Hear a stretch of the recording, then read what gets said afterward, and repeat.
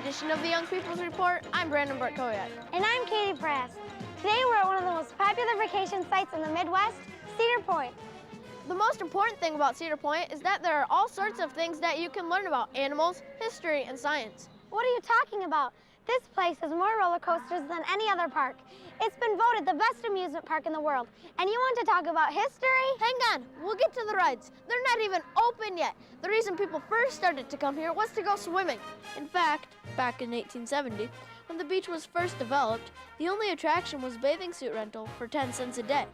In the 1880s, they added the first rides like the Sea Swing, and by 1888, the Grand Pavilion opened with an auditorium, bowling alley, dining room, and more. In 1892, the first roller coaster was introduced at Cedar Point.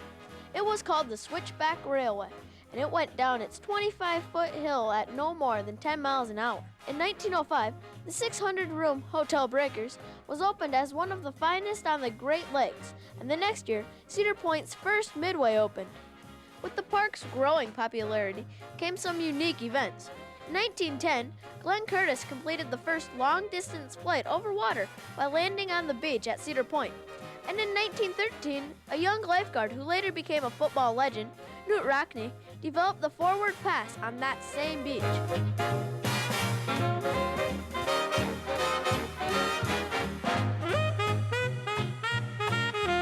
The park was also visited by many of the big bands of the past, entertaining guests and taking their own vacations.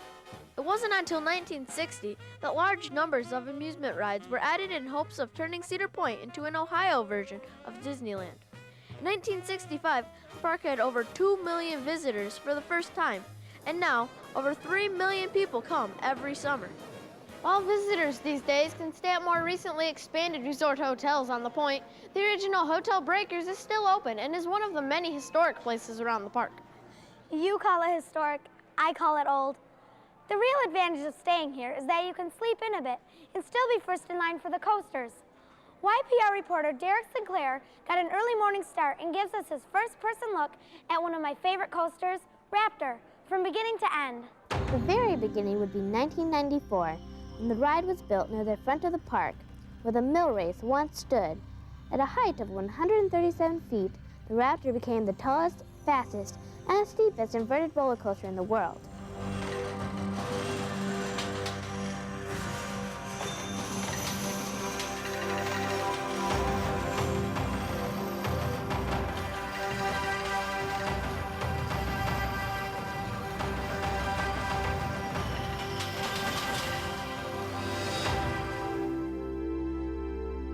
This coaster is like a ski lift, except that it goes almost 60 miles an hour and turns you upside down on the outside of that structure 6 times. That's a 100-foot tall vertical loop, 2 inverted corkscrews, a zero-gravity roll, and what they call a cobra roll, which flips you over twice. After being pulled to the top, the first hill is a 119-foot, 57-mile-an-hour drop. It looks something like this. This is the vertical loop.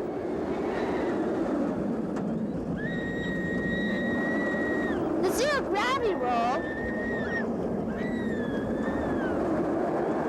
the cobra roll,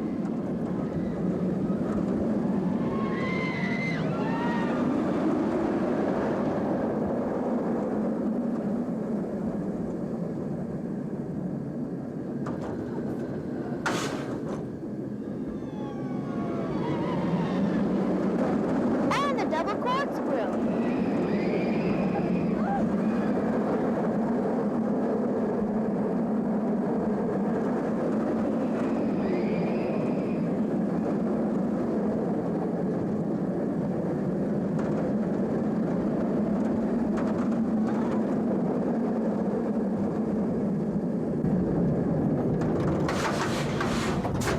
It's one of the best ski lifts you'll ever ride. From the Raptor at Cedar Point, I'm Derek Sinclair reporting for YPR. The Raptor may flip you over a few times, but it's a very smooth ride, and most people say it feels like flying. It looks like fun, but I don't think it looks safe. Of course it's safe, since the park opened in... 1870? Yeah, Since 1870, not a single person has died because of any ride here at Cedar Point. You're way more likely to win the Michigan Lotto than to be injured here. Wow. There are lots of people here whose only job is to make sure everyone is safe on their rides. Gina Kearley has their story. Around the time everyone else is leaving the park, maintenance workers arrive to spend the night inspecting cars, wheels, and other things that keep the riders safe all day. But the hardest job starts as the sun rises, when they walk the entire track on roller coasters like the Mean Streak to make sure everything is in working order. On this coaster, there's nearly a mile of track and lots of wood, almost 2 million board feet of southern pine. The track walk is more like mountain climbing with a dozen hills and valleys. But with cars flying around those tracks at up to 65 miles an hour, everything has to be perfect. In my opinion, a good smooth ride is what makes a good ride on a wooden roller coaster. And you have to spend a lot of time maintaining that. You have to make sure that the wood is in the right position to make it a smooth ride. It's not bumpy or causes problems for the train to chatter along. When the coaster ride is rough, it shows on the track with deep grooves, and that means the supports need to be adjusted. That's very important at the bottom of the longest drop of any wooden roller coaster in the world. Keeping the ride smooth takes more than just tightening a bolt or two.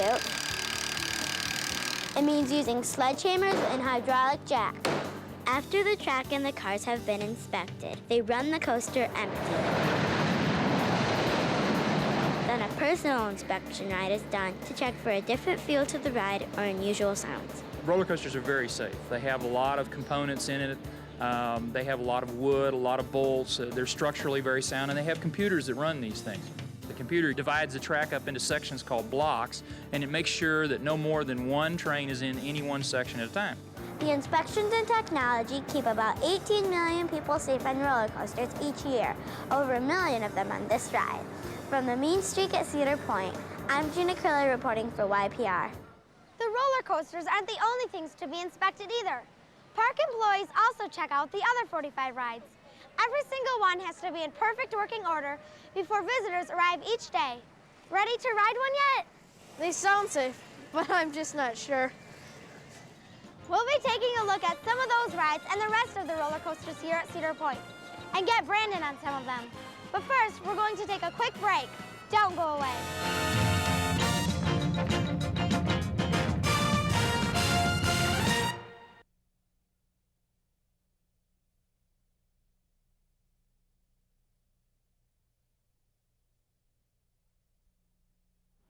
Welcome back to Young People's Report.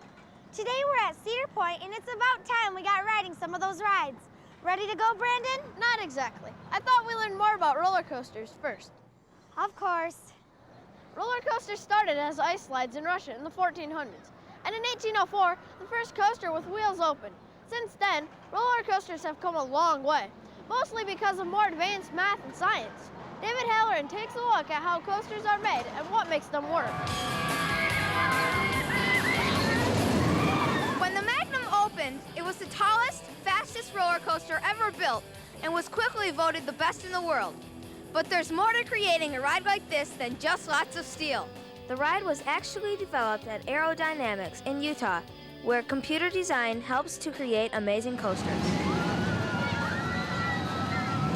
The difficult thing is to keep people comfortable and not allow them to get pinched, not allow them to get hurt in some way, and still put them through a moving dynamic machine that gives them a thrill. The entire design process involves a lot of physics, and that's why every year thousands of kids come to Cedar Point for Physics Day. It has to be a lot of physics to do the right thing, so the ride designer has things that are friendly for people, enjoyable for people, fun for people, and not too far over the edge for people. Throughout the park, kids run their own experiments and learn more about the science of roller coasters. There's 4 people in a group. They each have to go on 3 different rides, and they have to make measurements. They're doing centrifugal forces. They're measuring how tall these rides are, all the G forces on them. The G factor he's talking about is gravity. 1 G is your normal weight, 2 Gs feels like twice your weight, and at the bottom of its first hill, Magnum hits up to 4 Gs, or 4 times your normal weight. That's a heavy load. and the blood kind of drains out of their head a little bit, and their brain cells lack a little bit of oxygen, and their eyes do something weird. And if you can watch the top of the next hill, and you can see it in focus, you're in good shape. It's a great educational experience for the students. When they're in the classroom, they can learn about the theory of physics, they can do their laboratories and measure what happens in the laboratory. When they get out here, it's like exploring brand new physics, it's brand new science. They're seeing what the real world is like. They can calculate what should happen in the ride, but then after they've done that, they get on the ride and they actually measure what's happening to them. They compare the actual results with the theoretical results. So that's the real part of science. It's exploring, measuring, comparing the theory, seeing what happens. So the next time you're on a roller coaster, keep in mind that there's a lot of science that went into creating it. From the Magnum at Cedar Point, I'm David Halloran reporting for YPR. Cedar Point's first well-known roller coaster was built right around here in 1902. This area also became home to another coaster, the Cyclone, in 1929. But between 1929 and 1960, following a major depression, many of the world's roller coasters were torn down. Then a man named Walt Disney decided to build a theme park in California. At about the same time, a $16 million plan was announced to expand Cedar Point into a similar park. That plan started with a bunch of new rides and attractions, and Cedar Point began to look more like the thrill ride capital that it is today. Jessica Taylor takes a look at some of the current favorites. These days, Cedar Point has something new every year. But back in 1964, visitors hadn't seen a new roller coaster in 35 years. That's when this ride, the oldest coaster still running here, was built and named after a local baseball team. The Blue Streak is a classic wooden roller coaster. It's 78 feet high and features some good old-fashioned high-speed hills. In 1969, Cedar Point opened one of the world's first steel tubular track coasters, the Cedar Creek Mine Ride. The steel track makes the ride much quieter and, even more importantly, allowed designers to build twists and turns that were not possible before. The next year, 1970, the Wildcat opened, and it's proof that looks can be deceiving. The compact maze of tracks and small cars make for a personal feeling that really packs a punch. The Gemini, opened in 1978, has steel tube tracks like the Mine Ride. The side-by-side race between the red and blue trains starts with a 118-foot drop and hits 60 miles an hour. It's by far the most popular coaster at Cedar Point, giving over 3 million rides every season. As technology improved, so did the rides. And in 1976, the first triple looping roller coaster opened. The Corkscrew was the first ride with a teardrop-shaped vertical loop in addition to a double corkscrew. The ride is short, but fun, and it's a good first ride to try out that upside-down feeling. From the Corkscrew at Cedar Point, I'm Jessica Taylor reporting for YPR. Across from the Corkscrew is another ride that's a great way to get started with roller coasters, especially if flipping over isn't for you. It's called the Iron Dragon, and it was the first suspended roller coaster in the park. That means that the cars are under the track, and the result is a very smooth ride back in time and toward a misty lagoon. So, are you ready to at least try some of the rides? Maybe later. Okay, definitely later, I promise. I'm going to hold you to that. Whatever. There's so much more to this park than just the rides, like themed areas and the midways. Shane Steichleather takes a look at the family parts of Cedar Point. In 1906, Cedar Point opened its first midway. It featured games, souvenir shops, fortune tellers, and live entertainment. Things haven't changed much since then either. There are still lots of games of luck and skill where you can win a wide variety of stuffed animals and other prizes. In 1968, this new themed midway called Frontier Town opened. It was built in a wooded area at the end of the point, and originally the only way to get here was a train or the Frontier Town Skyride. In 1971, the Frontier Trail opened and allowed people to walk to Frontier Town on a shaded path lined with authentic log cabins. Along the way, you can see a variety of craftsmen, like blacksmiths and glassblowers, demonstrating their trades. Also on the Frontier Trail is an animal petting park where kids can get up close and personal with a number of animals. Of course, there's all sorts of stuff for little kids, like Berenstain Bear Country, where kids can play in a fantasy playland first developed in a series of books. There are also lots of rides for kids, like bumper boats, 4x4 trucks, spaceships, helicopters, and much more. Cedar Point also has some historic carousels, like this one, the Midway Carousel, which was built in 1912. It's listed in the National Registry of Historic Places. So are the 2 other carousels in the park, the Kitty Kingdom Carousel and the Cedar Downs Derby. In all, there are over 20 rides that kids can enjoy, and none more impressive than the Junior Gemini. The first hill is 19 feet high, and it goes 6 miles an hour. Yeah! Yeah! From Cedar Point, I'm Shane Stickler reporting for YPR. Hey, this is fun! I told you! Now maybe we could try some of the bigger rides. Okay, but we have to take a break. Don't go away, because when we come back, I'll be trying out some of those rides.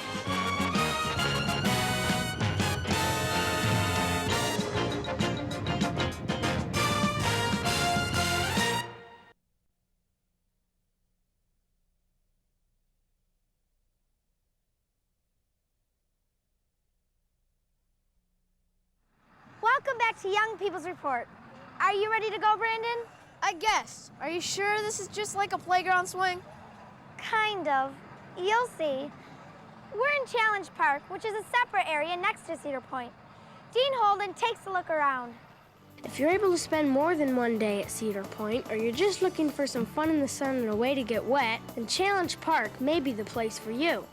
From the top of this water slide, you can see almost all of the park. The view is great, but the ride to the bottom is better.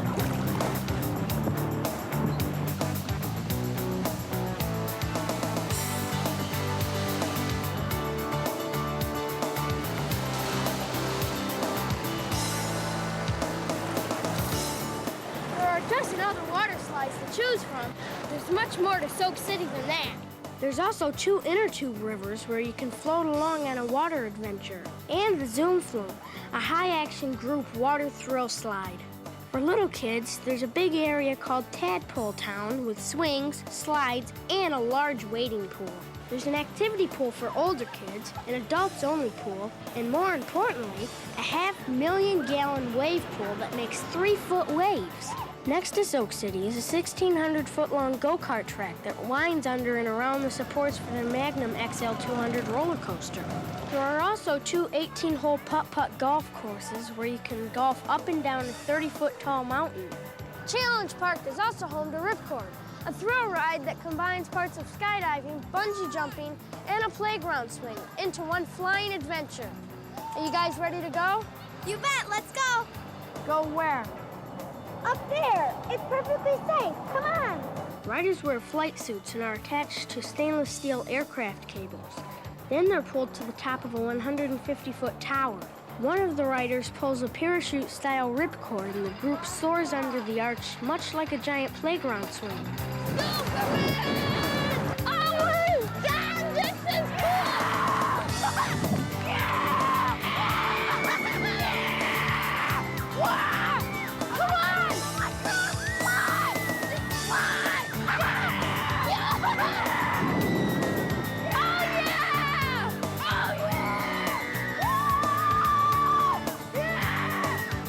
It's a very exciting, once-in-a-lifetime ride. From the Ripcord at Cedar Point, I'm Dean Holden reporting for YPR. Wasn't that great? Wow, what a ride! Let's go again! I don't think we have time. While Soak City is a great place for kids to play in the water, there's also a place where you can see animals play in the water. Shane Steichleather takes a look at Oceana. Sharks, penguins, sea turtles, and fish of all kinds can be found here at Oceana. The 11-tank aquarium opened in 1970, and in 1980 they added a stadium with dolphins and sea lions. Ever since, the 2 dolphins, Misty and Reese, have worked with the training team of Cheryl Young and Craig Veda. It's special to me because I've been with these same dolphins since 1980, so it's like working with your best friends every day. When you first meet them, they look very similar, so it's confusing, but if you've ever known twins or children in the same family that look the same, the more you get to know them, pretty soon they don't even look the same to you anymore, and that's how the dolphins are. They're very different. They're not as smart as people, but they're one of the smartest animals around. Maybe not quite as smart as chimps, but they really enjoy learning, and they get excited about learning new things, and they even try to figure out what you're trying to teach them, so it's like a big game for them, and they enjoy it a lot. The more you hear about these over 400-pound ladies, the better they sound, but they're even better in action.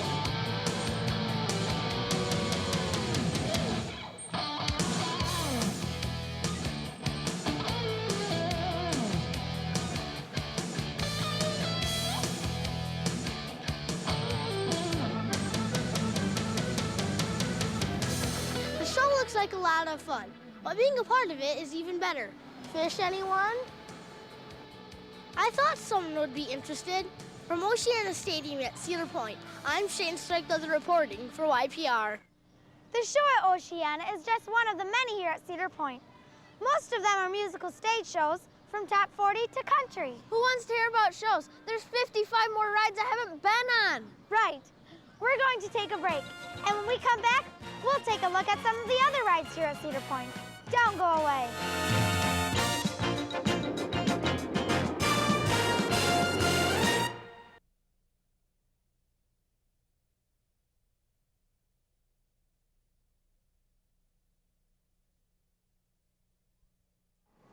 I love these rides. I've been saying you would ever since we started. And you were right. But there's no way to ride every one of them. So to get an idea on which rides are the best, Jessica Taylor took a look around and filed this report.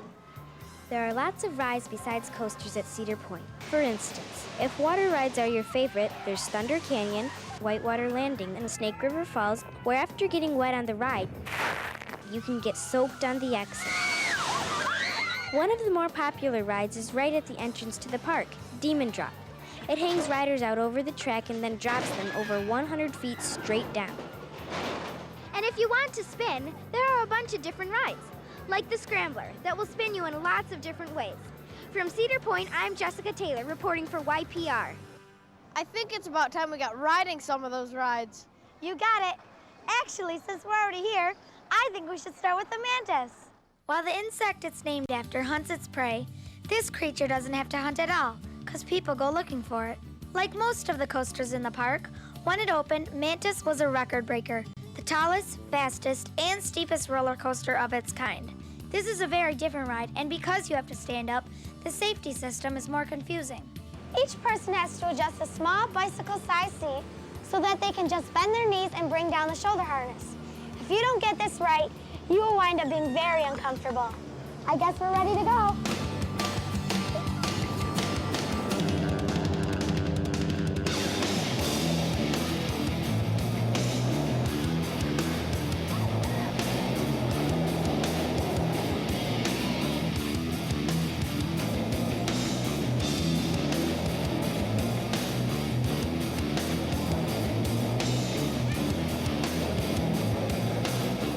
Mantis is a wild ride, and with it, this park has roller coasters for all tastes.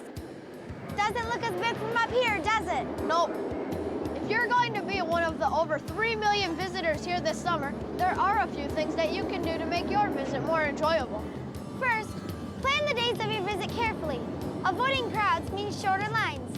July and August are the busiest months, and weekends are much more popular than the middle of the week. Try to arrive early. The gates open an hour before the park, and many rides open early. Plan meeting places in the park, a place everyone knows. If your group gets separated, you'll need to know where to go. Start at the back of the park. If you're here at the right time of the season and the right time of the week, you can make it through a lot of the major coasters before the park is officially open. Ride when most people eat and eat while they're riding. Lines are often shorter at lunch and dinner times. Stay late. Cedar Point looks very different at night. The lines are shorter, and the coasters seem faster and taller in the dark. If you can, try to spend more than one day here, especially if you want to spend some time in Challenge Park, too. We've had a great time here, and if you follow those easy tips, so can you. Thanks for joining us, and have a great weekend. So, are you at least ready?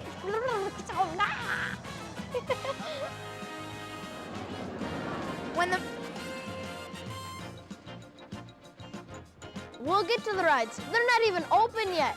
The reason people first started to come here was the rides. Swimming. The show at Oceana is just one of the many... I love these rides. I've been saying you would ever since we started. And you were right. And I read the top. The Raptor may flip you over a few times, but it's a very smooth flat ride.